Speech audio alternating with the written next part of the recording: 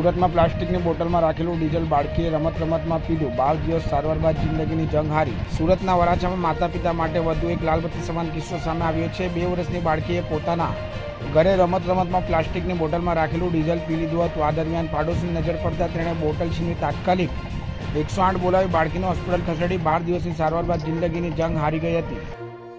आपका नाम क्या है? मेरा नाम मोहम्मद खालिद, सूरत में कहाँ पे रहता है?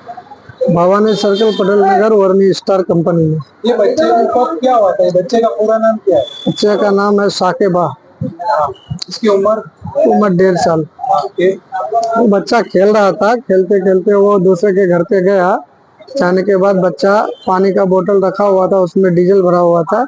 वो बच्चा पानी समझ करके वो डीजल पी लिया। उसके बाद आधा घंटा बाद उसको लेके आए मैं हॉस्पिटल। पहले तो प्राइवेट में गए, फिर उसके बाद वहाँ नहीं हुआ तो मैं सिविल में लाए।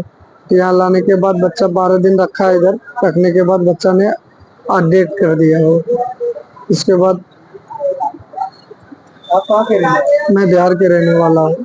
क्या मैसेज ऐसा दोगे कि अपने माँ बाप? मैं मैसेज ये देना चाहता हूँ हर माँ बहनों को कि अपने अपने बच्चे को सावधान रखे, सुरक्षा रखे, अपने ध्यान रखे। आइंदा मेरे जैसा गलती ना हो घर बैठे के। आपके कितना बेटा बेटी? मेरा 2 लड़का 1 लड़की।